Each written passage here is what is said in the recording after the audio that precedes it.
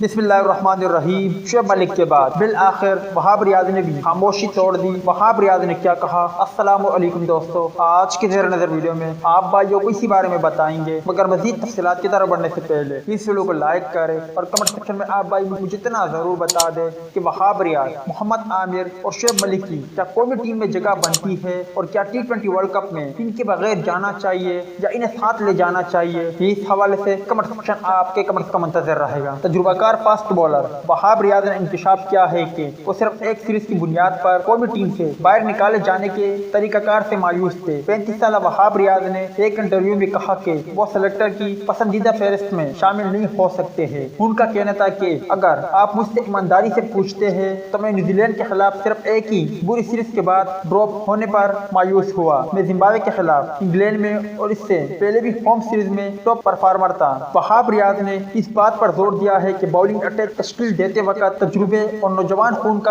امتزاج ضروری ہے۔ انہوں نے مزید کہا کہ اگر پاکستان کے موجودہ باؤلنگ اٹیک پر نظر ڈالے تو اس میں تجربے کی کمی ہے، تاہم میں اور محمد عامر تجربہ کار ہے اور پرفارمنس دکھا چکے ہیں۔ تاہم اس کے علاوہ وہاب ریاض جولائی 2021 میں انگلینڈ کے خلاف شیڈول T20 سیریز کے لیے قومی ٹیم میں واپسی کے لیے پر اعتماد ہے۔